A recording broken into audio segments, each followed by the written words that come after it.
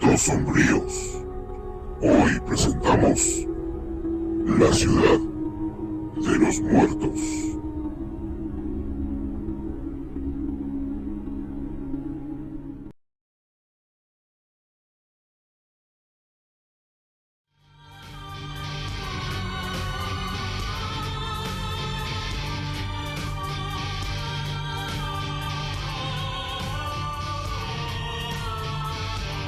Muerte por sí misma, así que va hacia la nada, es angustiante.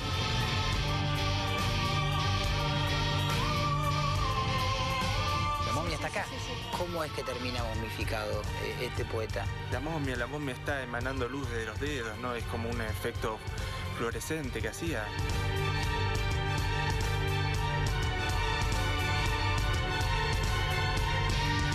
Sí que hay muchas bóvedas con obeliscos que tienen simbología masónica, ¿no? Los fundadores de la ciudad de La Plata eran todos masones.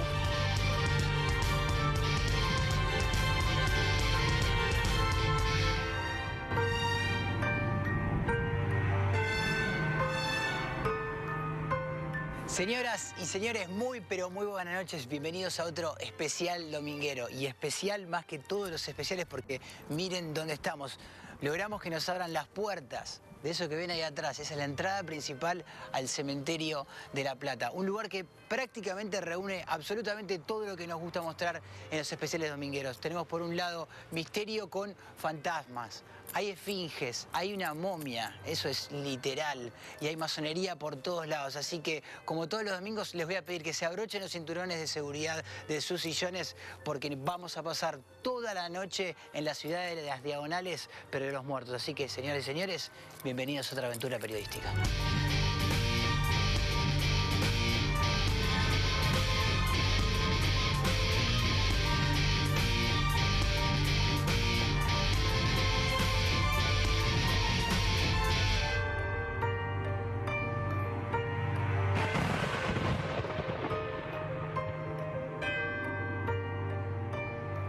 Nico, antes que nada, bienvenido a este especial dominguero. Vas a ser el protagonista esencial de esta pieza porque sos el primero. Estamos en el cementerio de La Plata. Sí.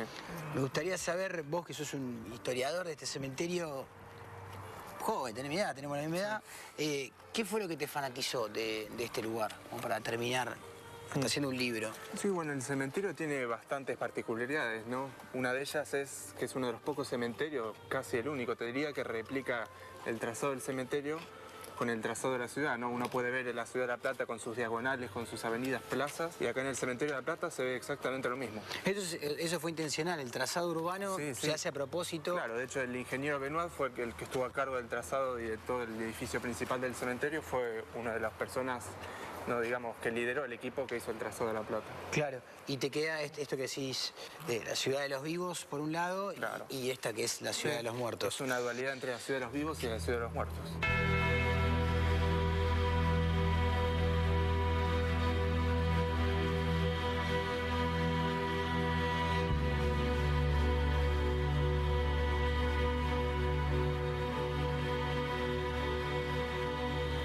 Ahí estás, Olga. Hola.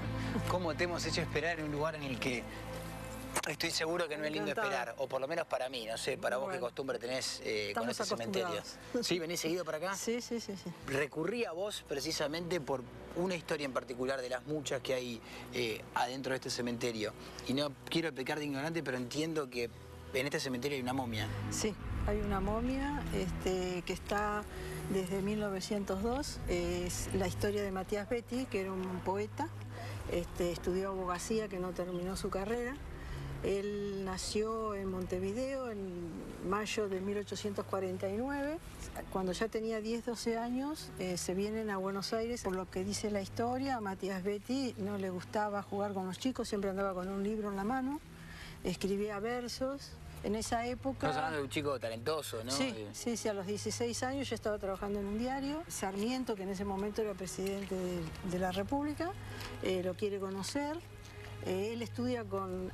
Domingo Faustino Sarmiento. Él mismo lo quiere conocer. Lo quiere conocer. Él estudia con toda la secundaria con Leandro Alem.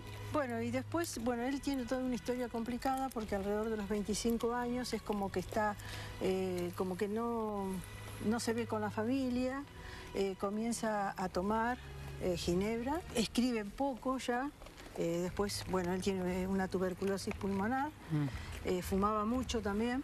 Bueno, él se viene acá a La Plata, ya tenía 35 años, 36. Igual, joven. Sí. Pero todos los días levantaba mucha fiebre, seguía fumando y seguía tomando.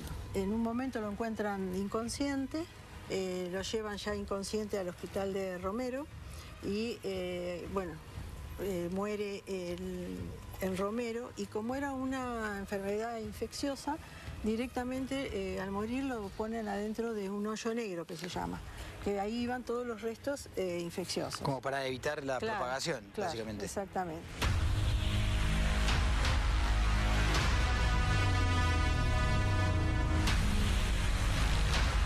Nicolás, no sé si es el lugar ideal para un encuentro estar al lado de una momia en un cementerio, pero este programa más o menos así. ¿Qué hay acá atrás? Este es un caso bastante particular del cementerio de La Plata porque hay una momia. La momia de un poeta que se llamó Matías Betti, un poeta uruguayo. Sí. Que en realidad no es que la momia la encontraron acá, sino que había otro cementerio que se fundó antes incluso de la ciudad de La Plata, que es el cementerio de Tolosa, y en ese lugar antes de que se inaugurara este cementerio, habían enterrado un cuerpo, ¿no? Con el pasar de los años, el cementerio no tenía mucho mantenimiento, muchas de las lápidas, ¿no?, de las cruces que... Se empezó a venir abajo. Claro, se perdió la identificación y bueno, este cuerpo terminó sin identificación, así que cuando se inaugura en 1887 el cementerio de La Plata se empiezan a trasladar los restos que había allá. Un día vieron que uno de los cajones al abrirlo tenía un cuerpo momificado, ¿no? Pero estaba totalmente momificado, hasta con los dedos entrecruzados, con ¿En un serio? pañuelito en el cuello, con todas las ropas que tenía en aquel entonces, la expresión. Pero bueno, nadie lo supo identificar, así que lo que tuvieron la idea... Me imagino la cara de estos tipos cuando se abrió el cajón y se encontraron con una momia. Claro, sí, era toda una sorpresa, o sea, en otros lugares de clima más árido por ahí es algo habitual que se momifiquen los cuerpos, pero acá, que estamos al lado del río de la Plata, es algo muy raro.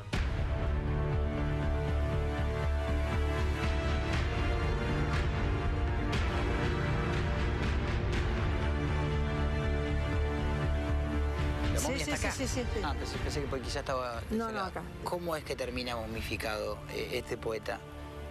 Y bueno, la historia dicen de que por el ácido que le habían puesto porque por la enfermedad que tenía tuberculosis. Y que por eso termina Y por el cuerpo eso termina momificado. momificado. Y es Otros dicen que era por la gran cantidad de alcohol que tenía en el cuerpo, pero todos, la mayoría explican que puede ser por el tratamiento la cal que recibió. claro, el tratamiento que recibió cuando murió por tuberculosis.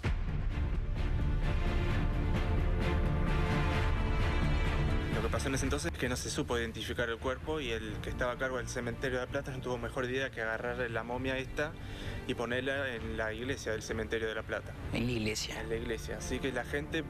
La momia, así como la sacaron del cajón, quiero decir, un tipo... Sí, de hecho tuvo bastante repercusión, salió hasta la Caras y Caretas, tengo que puso una foto de la momia que está con toda la ropa, con los pañuelos, y la gente lo llamaba el santo popular, ¿no? La gente venía, le rezaba, de hecho le sacaban pedacitos de ropa o de piel para hacer amuletos. ¿En serio? Sí. ¿Y por qué se había dado esa cosa así tan mística con alrededor de la momia? ¿Porque la gente no sabía, nunca había visto una momia? ¿Porque tenía otro tipo de atribuciones? Y por aquel entonces parece que la gente era mucho más supersticiosa que ahora, no sé, y nunca había visto una momia, ¿no? Todavía no había momias en las que están ahora en el Museo de La Plata, estaba Claro. la momia de Matías Betti, que, bueno, te decía, por aquel entonces no sabían de quién era.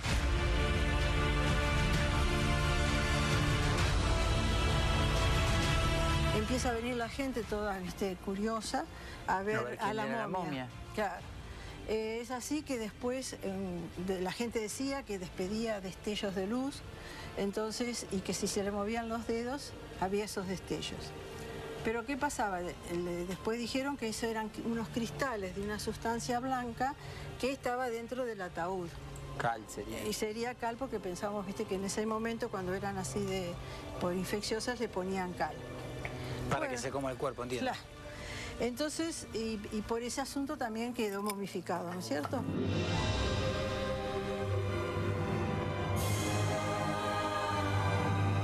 La tuvieron un tiempo exhibiéndola hasta que fue tanto el alboroto que se armó, la gente que venía, no salían todos. Que le sacaban la ropa, como contabas. Sí, se armó todo un despelote, y aparte en la iglesia, decidieron ocultarla, ¿no? Estuvo varios años en un osario común. El tema este del movimiento de los dedos y las luces extrañas, Sí. ¿también es cierto? ¿Se hablaba de eso? ¿Se publicaba sobre eso? Salió en un diario de acá de La Plata que habían venido unas señoras italianas, no todas así hablando en italiano, y decían, la momia está emanando luz de los dedos, ¿no? Es como un efecto fluorescente que hacía. Y uno de los cuidadores también le dijo al director del cementerio lo mismo, que la momia como que le salía dulce entre los dedos, que de hecho se podían llegar a mover. Y bueno, causó bastante sensacionalismo y esa fue una de las razones que les dieron para ocultarla, ¿no? Porque armaba bastante alboroto toda la gente en un Me cementerio. imagino. O sea, una momia que encima se decía que movía los dedos, Claro. parece un atractivo bastante interesante. También por ahí le habrá pensado que era una falta de respeto porque no sabían de quién era el cuerpo, no estaba sin identificar, así que... Y se empieza a convocar a la gente como para que, a ver si aparecía la familia, si aparecía alguien que se hiciera cargo del cuerpo. No, bueno, ¿Esa es la idea? Sí, en parte esto de tener la exhibidera para ver si alguien lo podía reconocer, ¿no? Al estar momificado, tener todo a su rostro que uno lo podía ver, pero bueno, eso no hubo suerte. Y bueno, hubo tanto alboroto que se terminó dejando en un osario común. Estuvo varios años ahí, hasta que un día viene un señor que se llamaba Lamberti, que estaba visitando, ¿no?, familiares fallecidos acá en el cementerio, y lo reconoció. No, él justo fue a ese lugar y lo reconoció. Dijo, este que está acá es mi amigo Matías Betti. Y él sabía que Matías Betti había fallecido en el hospital de Melchor Romero, que lo habían enterrado en el cementerio de Tolosa. Pero Ni siquiera era familiar, era amigo, digamos. Era amigo, sí, porque la familia vivía en el sur, tenía campos, ¿no?, de cría de Claro. ovejas y no venían muy seguido acá a La Plata. Así que, Por lo que no tenía ninguna chance de cruzarse con la claro, momia, ni mucho no menos. frecuentaban este cementerio. Así que bueno, una vez que Lamberti lo reconoció, pidió que se le dé un lugar especial, lo identificaron, se puso el cuerpo y unos años después, en la década del 20, vino la familia y hizo el monumento aquí, ¿no?, el busto, el obelisco donde está enterrada la momia de Matías Betti. Y me preguntaba recién cuando llegamos, ¿el obelisco es por algo en particular o...? Y aquí en el cementerio sé que hay muchas bóvedas con obeliscos que tienen simbología masónica, ¿no? Ajá. El obelisco es como un rayo solar, tiene ese tipo de representación, pero no pude encontrar si Matías perteneció o no a la masonería. Y Matías, la momia de Matías, la momia de Tolosa, está acá abajo. Está acá abajo, sí. Y vos me decís que pudiste ver la foto, ¿en qué posición, o sea, cómo está la momia? Sí, bueno, la momia está así, parada con los dedos cruzados y se ve que tenía, ¿no?, una camisa, todo un saco, el pañuelito acá con un anillo, ¿no?, en el cuello. Y bueno, vos lo veis y está ahí como apacible. Qué increíble. Bueno, y así continuará ahí abajo. Así Uno continuará. estima, si no mueve demasiado los dedos. No, de hecho, hay cuidadores que han dicho que pudieron abrirlo y sigue estando. Me da demasiada intriga, pero prefiero que quede cerrada. Momias y pirámides no son cosas que me guste mezclar y mucho menos de noche en un cementerio. Para nada.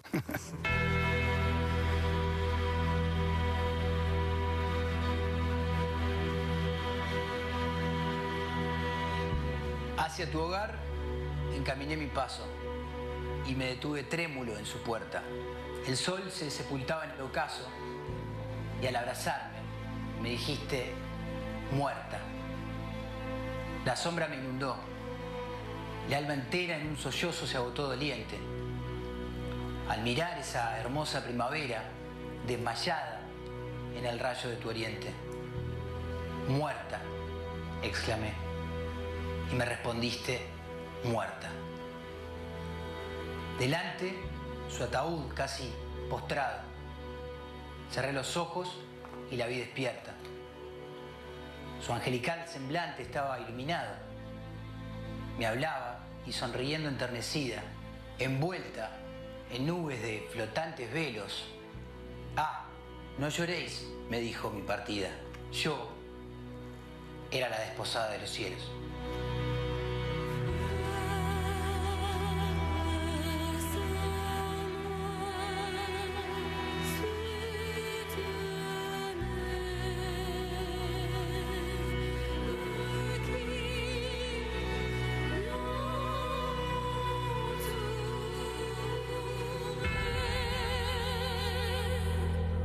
¿Todo bien? ¿Cómo andas? Bien. Placer conocerte, sé que sos la persona indicada para explicarme todas las cosas entre las que estoy, que sé que todo significa algo acá adentro.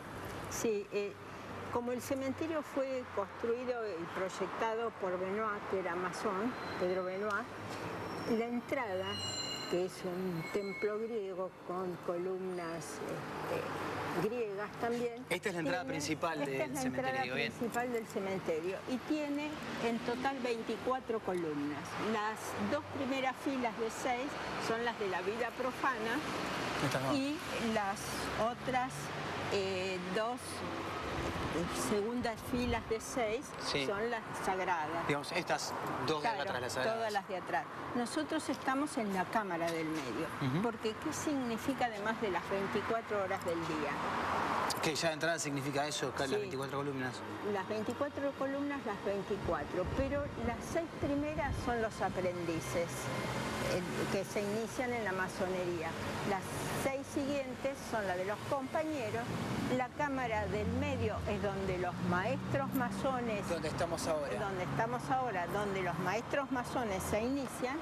Y luego tenemos pasamos ya acá. Estas columnas, las de los maestros, y cuando pasamos hacia el recinto del cementerio, el cementerio es el Oriente Eterno. ¿Y por qué es el Oriente Eterno? Porque en él están los masones consumados, los que han muerto y han pasado a esa otra vida eterna. Y me sale una intriga de todo esto. ¿Qué pasa cuando un arquitecto masón incluye como todos estos simbolismos en un cementerio? La gente que por ahí no entiende la masonería o no coincide o hasta la rechaza, ¿qué piensa de que se hayan incluido estos símbolos de una logia? En general no los conocen.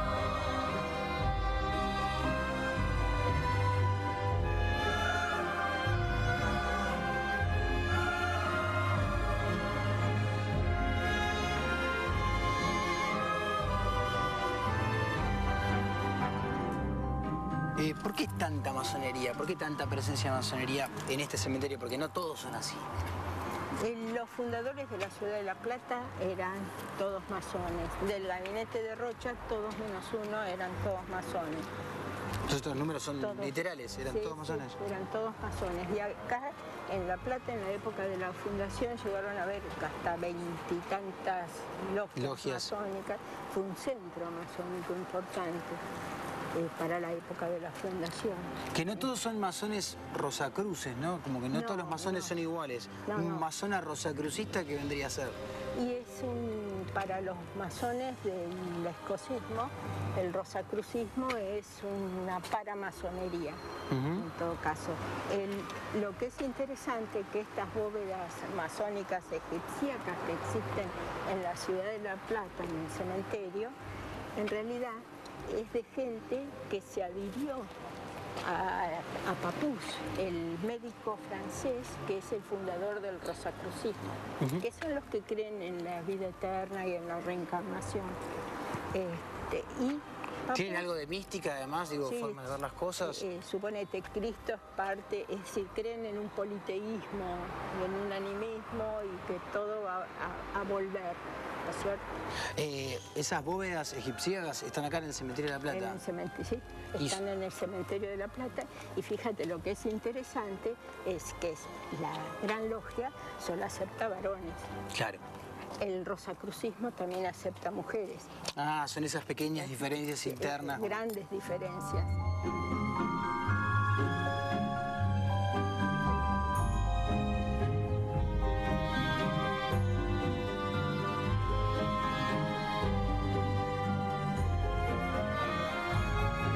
Hay mucho de ocultismo dentro de estos movimientos, entonces indudablemente que... ¿Ocultismo en qué sentido? Y que creen en los espíritus, cosas... El pensamiento masónico escocés es muy racional. Tiene alegorías, tiene mitos, pero son eso nomás. Estos realmente creen en esos mitos. Los rosacruces estamos hablando, yo voy aprendiendo de a poco. Además que creen en la reencarnación. Y en este juego, ¿qué vendrían a ser las esfinges? Las esfinges son cabeza humana, que significa la inteligencia, y cuerpo de león, que significa el poder. Es el poder hacer, con inteligencia.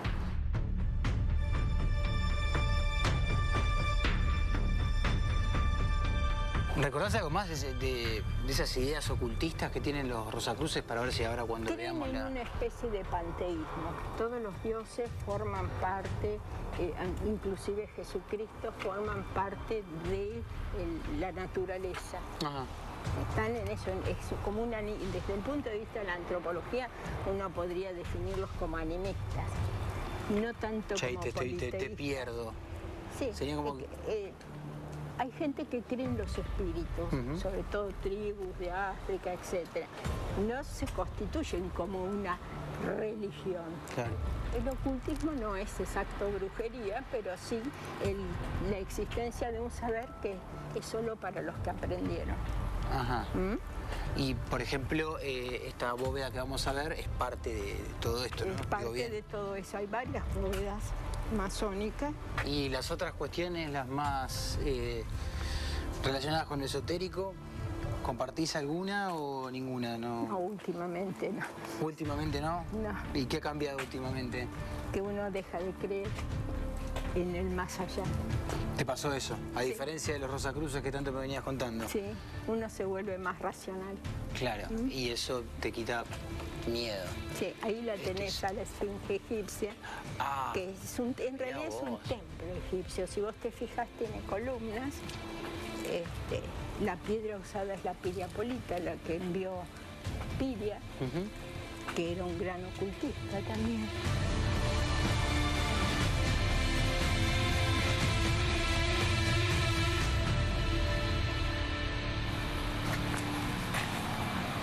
Esta es una, digo bien, de las bóvedas egipciacas.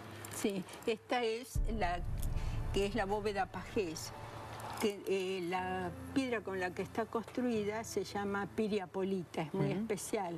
¿Por qué es especial? Porque solo existe en Uruguay. Y Piria, que es el que fundó Piriápolis, se dedicaba a la actividad de extracción de rocas para construcción.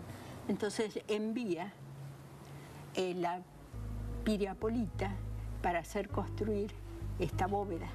O sea que estas son piedras que se trajeron directo de Uruguay para acá, Sí. ¿Por algún motivo en particular? Porque Piria era masón, el señor Pajés debió ser masón, no hay noticias, pero indudablemente nadie se entierra en una bóveda egipcia y hace enterrar a toda su familia en una bóveda egipcia para siempre. ¿Eso, acá dentro hay una familia entera? Sí, sí, por supuesto.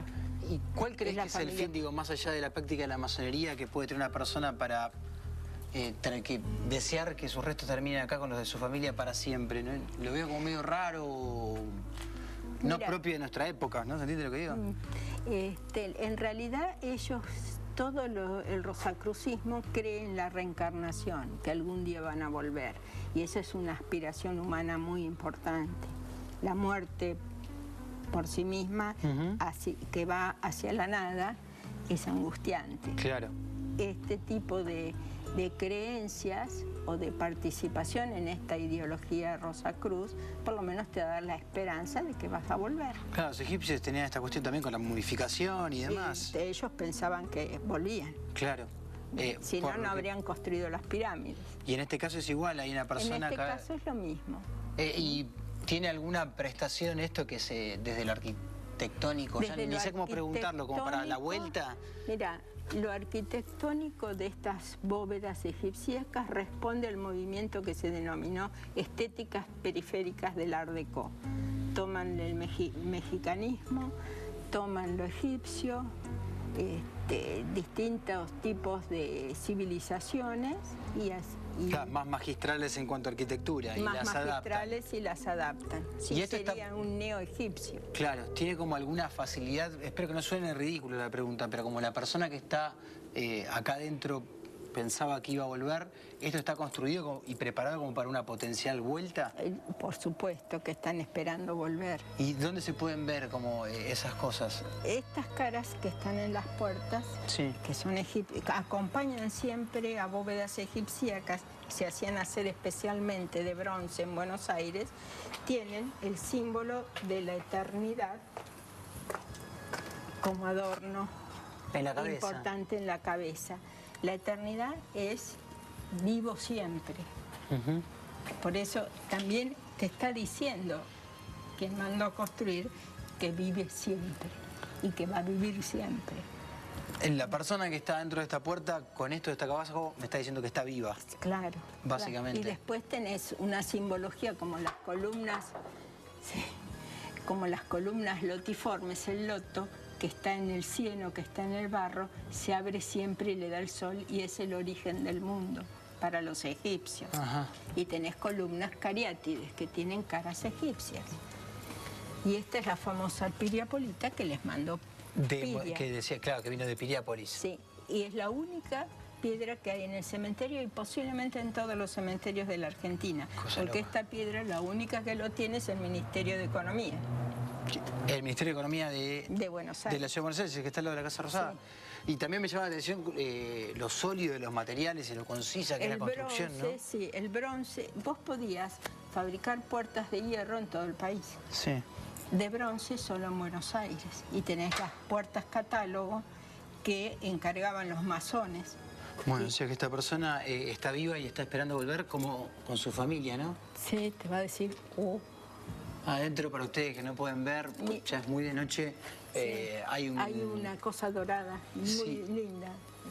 Y hay un Cristo, ¿puede ser? Sí, también, porque el Cristo sea que para conviven... ellos es un profeta y es dentro del politeísmo de ellos puede estar Buda, Cristo. En algún momento volverá a la familia Pajés según sus propias O creencias, Pajés entonces. solo. O Pajés solo.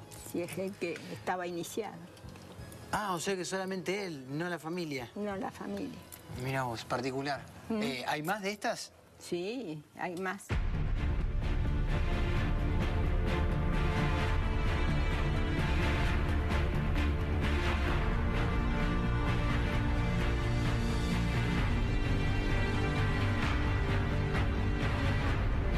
Pensando el informe que estamos haciendo, vi una aérea del cementerio. ¿Puede ser que tenga parecido con el mapa de La Plata. estructura de La Plata? Sí. Es una réplica de La Plata porque el Oriente Eterno, este cementerio fue proyectado por Benoit, el mismo que proyectó la ciudad, Sí. así que la trazó. Con la escuadra, con el compás, etcétera. Acá están las diagonales que forman rombos. El rombo es una figura de perfección que ¿Por acá vamos? es la que comunica espiritualmente a los maestros consumados con esa otra vida que viene después de la muerte. O sea que hizo una ciudad para los vivos y una réplica para los muertos. Para los muertos, sí. Y esta es la ciudad de los muertos de La Plata. Este es el Oriente Eterno. El Oriente Eterno. Sí, suena más poético dicho de esa forma.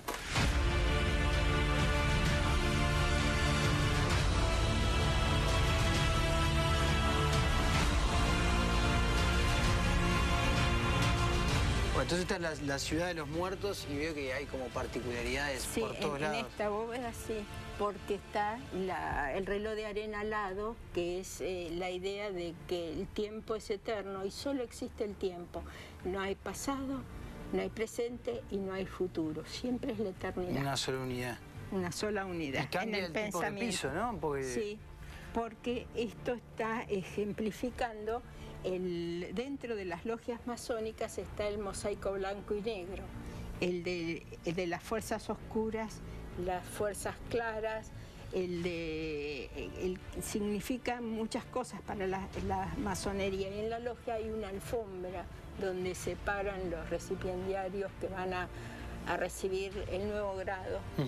El que avanza a un nivel, Sí. vendría a ser, Claro. y se paran sobre una alfombra así, Así, sí. blanca, negra, y es la convivencia entre, no cuadrado se puede hacer el blanco mal y y el negro bien, es muy importante como símbolo dentro de la masonería. y con el Es reloj un de arena. cuadrado de ajedrez. Había una de las diosas que había bajado a los infiernos, griegas, y había jugado al ajedrez para poder volver. Ah, mirá vos, Sí, cómo juegan con el tema de la vuelta. sí, No se quieren ir, parece. nadie quiere irse. No, eso es Ninguno verdad, de eso es general. nosotros, ¿viste? Sí, pero veo que se le prestaba también atención a que la arquitectura de cada bóveda también dijera ese mensaje, ¿no? Como que Sí. transmitiera ese mensaje Por supuesto. de eternidad y de la ¿Por vuelta. qué haces una bóveda? Para mandarle un mensaje a otro. Estoy escribiendo ahora sobre eso. Porque es como el lenguaje de los muertos todo esto. Claro. Los muertos te dan un mensaje de lo que ellos creían. una bóveda cristiana, va a tener la cruz, la Virgen, te va a decir yo soy muy cristiano, muy católico, muy apostólico. Cada uno rinde como su pleitesía, digamos. Claro.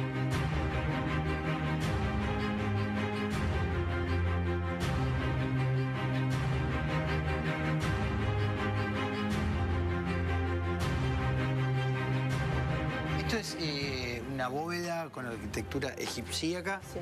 que de un arquitecto no me impresionaría porque siempre está esa fascinación, pero en este caso es un médico. Siempre te van a decir que era, si iluminas, al médico filántropo, Claro, que como- es la masonería, una organización filantrópica.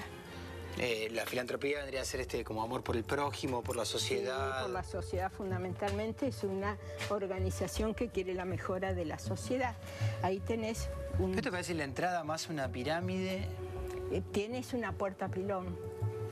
Y fíjate, ¿por qué es egipciaca? Tiene allá arriba la corona, como de laureles, Sí. el reloj alado, y arriba de todo está el Ankh, la clave, la llave egipcia de la vida, Sí. la que llevaban los faraones.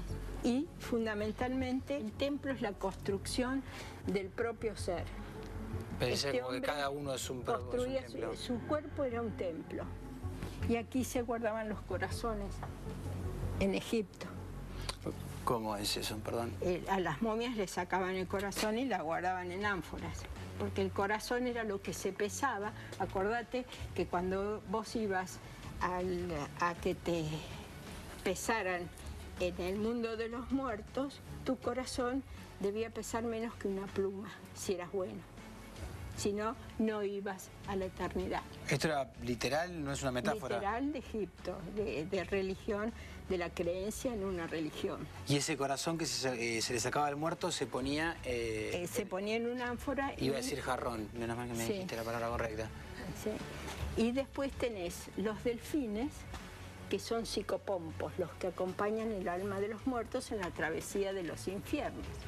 Y estas son Isis y Nefti, que es la esposa de Set y es la hermana de Osiris. Y esta es lo que sería la tumba, el ataúd de Osiris. Acordate que Osiris, su hermano Set o Tifón, como dicen algunos... Osiris fue era el dios cortado. de... Era el dios, en principio, de la naturaleza, dios civilizador, esposo de Isis.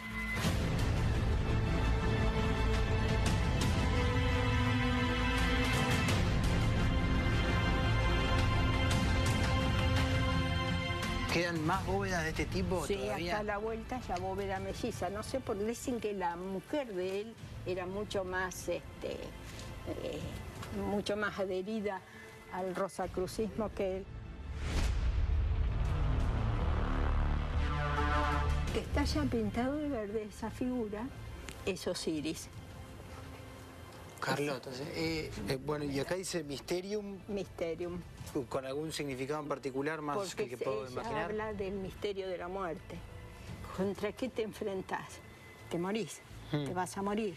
Entonces, ¿vas a revivir? En última instancia hay una pregunta. ¿Vas a volver? Y ese es el Mysterium al que alude la El entrada misterio de la bóveda. muerte, si hay otra vida después de la muerte.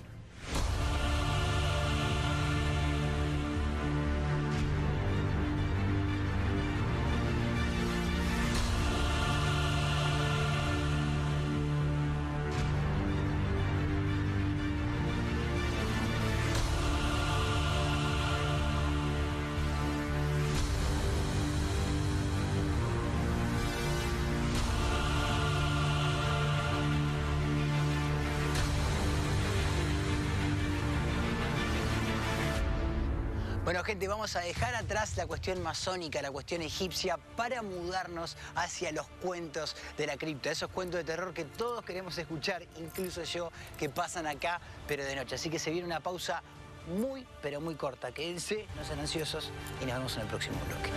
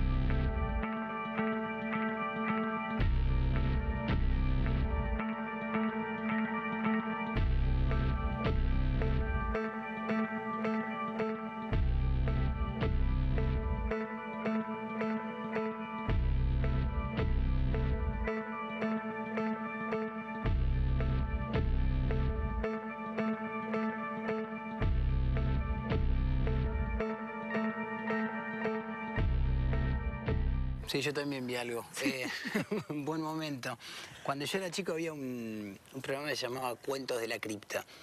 Y siempre que vengo a un cementerio de noche, que por este programa sucede a menudo, me gusta escuchar cuentos de las criptas. ¿Qué cuentos salen de acá, de la ciudad de La Plata? Y bueno, hay muchas historias, muchas leyendas, anécdotas, como por ejemplo una que en el verano uno de los empleados de acá del cementerio allá en la parte de sepulturas en tierra. No la parte de bóveda donde estamos ahora. Allá más atrás.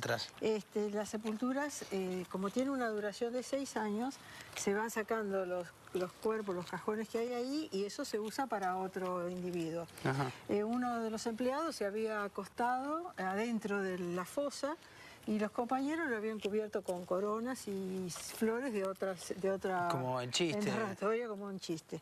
Al rato, ese señor se levanta y sale de adentro de la fosa, y al lado había 2 señoras, y se asustaron, empezaron a gritar porque el hombre sale de ahí adentro de la fosa y le dice buenas tardes, y salieron corriendo las señoras y dice que nunca más las vieron. No te puedo creer. ¿No?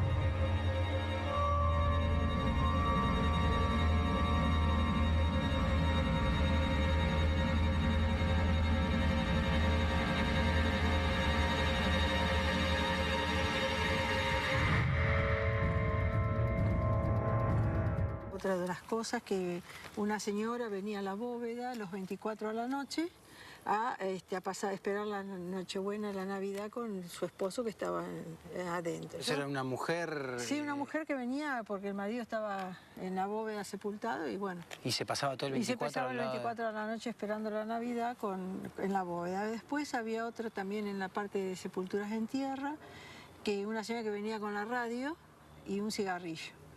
Y ella que venía, el marido era de gimnasia, y todas las veces que jugaba gimnasia venía con la radio a la sepultura del esposo y prendía la radio, escuchaba el partido. Mirá vos. Y le ponía un cigarrillo ahí. Esas costumbres de los vivos para con los muertos, claro, por ahí difíciles de entender de afuera. Sí. Y después, por ejemplo, otra de las cosas que cuentan es también que eso salió en el diario hace como 30 años atrás.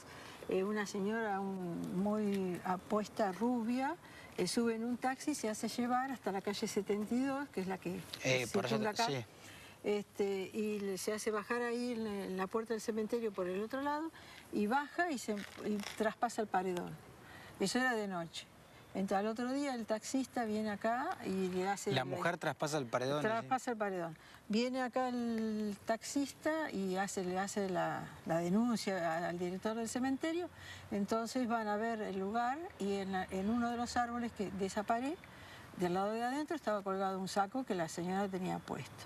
Y bueno, después está la del perro fiel, que nosotros le pusimos ese título, porque era una vecina de acá del cementerio que fallece, también en una sepultura en tierra, y viene el perro todos los días que se abría el cementerio, el perro entraba y se acostaba al lado de la sepultura, hasta que cerraba el cementerio. Después el perro se iba, porque era de acá enfrente la señora, y se iba, y al otro día lo mismo. Hasta que después, bueno, pobrecito, el perro también fallece.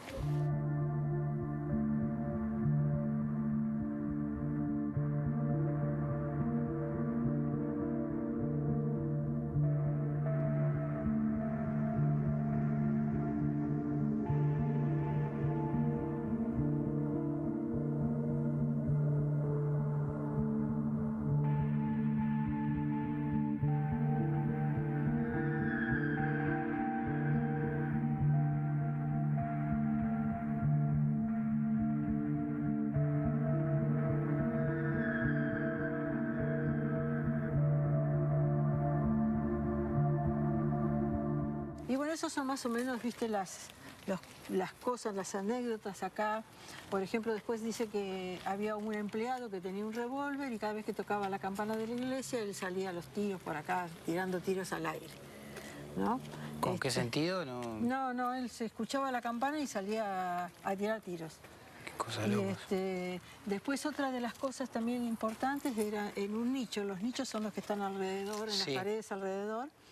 Un señor que viene, saca del nicho a su papá fallecido, lo saca del cajón y sale corriendo a buscar enfrente que había un bar, que la llaman un remis. Como el señor estaba lastimado, el dueño del bar le dice, en vez de llamar al remis, llama a la policía. Y que era que él decía que tenía que llevar a su papá a pasar las fiestas a Italia. Y lo había sacado del cajón, estaba tirado el cuerpo al lado del nicho. Y Olga, cuentos de muertos enterrados que de repente resultaron estar vivos, ¿hay acá en el cementerio? Sí, mira, acá hay un caso en la bóveda, que ahora vamos a llegar ahí, la bóveda de los Plateros, que Platero es una familia muy conocida acá en La Plata, era un escribano, el primer escribano negro. Sí. Bueno, él, por ejemplo, este señor Platero fue el que abolió, vamos a decir, en el documento antiguamente se ponía color de, color de blanco, piel, trigueño, todas esas cosas. Y bueno, él eso lo saca porque estaba empleado en el registro de las personas.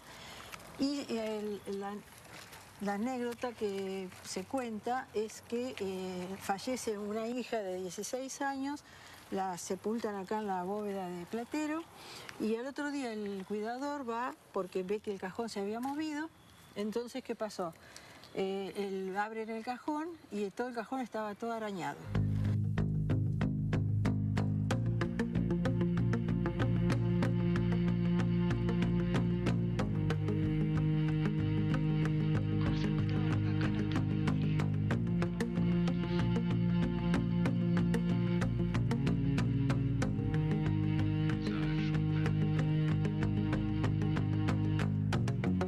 Me contás que abren el cajón y se encuentran con el cajón arañado. Y se encuentran el cajón arañado. Supuestamente la persona esta no había fallecido en el momento que ellos pensaron y se considera que ha tenido un ataque de catalepsia, sí, que es como lo mismo que había pasado con Rufina Cambaceres en La Recoleta, ¿no es cierto? Oh, sí. Eso es lo que cuentan. De ahí dicen, porque esto fue en el 1921, de ahí dicen que por eso los velatorios tienen que tener más de 12 horas, o sea que no permiten enterrar. Para evitar los casos de catalepsia. Sí, sí, sí, que tienen para evitar todo ese problema, ¿no es cierto? Así que bueno, esas son más o menos las historias. Lindas breves, para escuchar un domingo a la noche, ¿no? Sí, breves.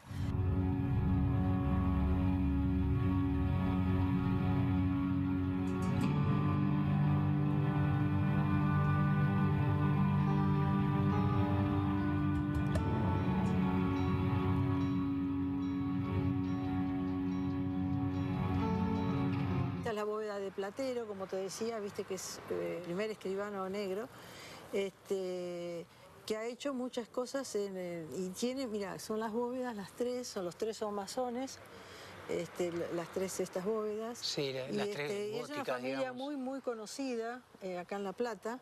Y bueno, esta chica que era muy buena, cantaba, tocaba toda música religiosa, cantaba. Bien.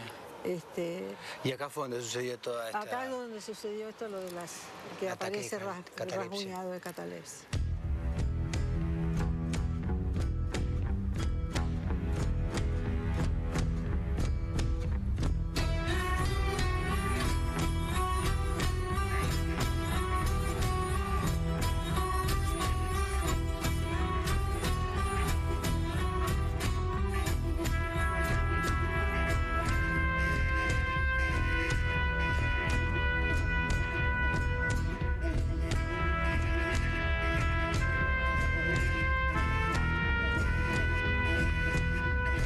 Suficientes cuentos de la cripta por el día de hoy, por esta noche, pero no son suficientes todavía los misterios en esta ciudad de los muertos de La Plata. Quédense porque en el próximo bloque, acá abajo, hay todo un mundo subterráneo de túneles secretos.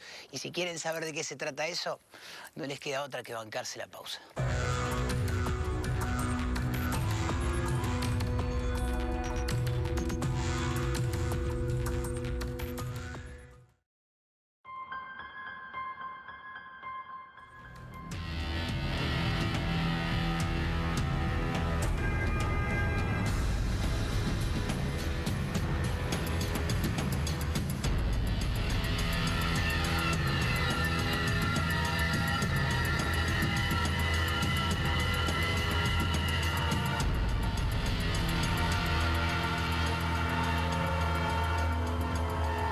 Señoras y señores, bienvenidos a este tercer y último bloque de este especial dominguero. Y como ven, seguimos acá en el medio de la penumbra de la Ciudad de los Muertos, acá en La Plata. Como si todo lo que les contamos en los bloques anteriores no fuera suficiente para que lo sepan, les anticipo de qué se va a tratar este bloque.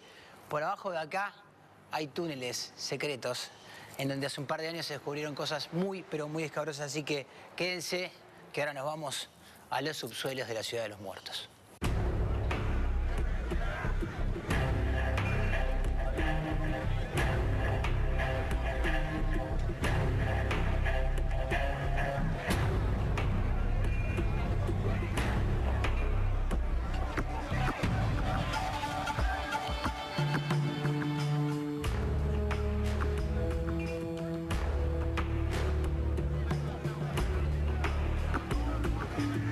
Otro tema que siempre se ha hablado mucho en la Ciudad de La Plata y que también se encontró acá es el mito de los túneles.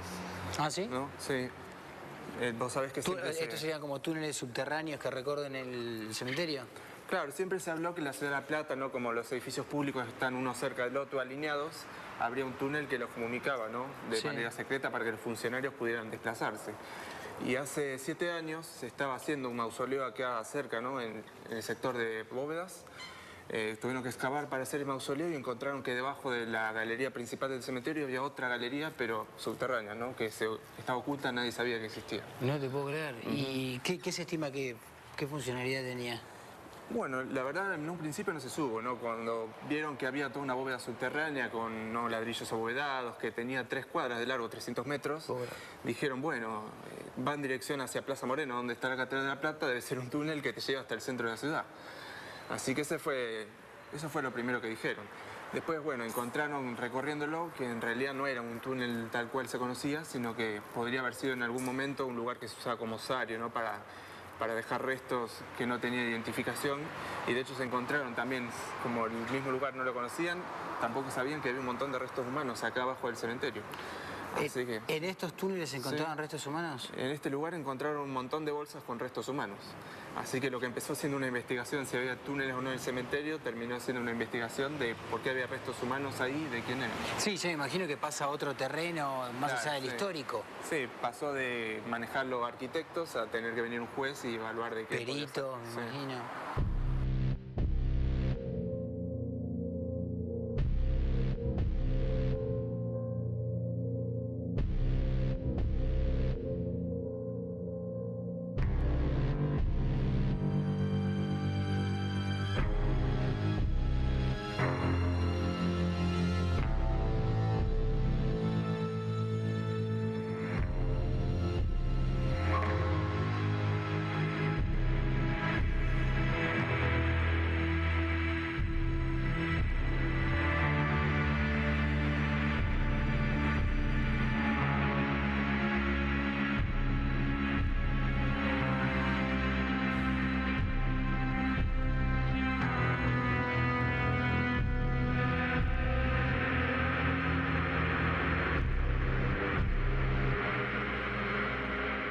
Y bueno, gente, ha llegado ese maldito momento de cada domingo de cerrar este especial dominguero. Ya es tarde para ustedes, ya es tarde también para mí. Hace muchísimo frío y ya empieza a dar miedo todo este asunto. Así que no se olviden que el próximo domingo, a la misma hora, por el mismo canal, nos volvemos a encontrar en otra aventura periodística.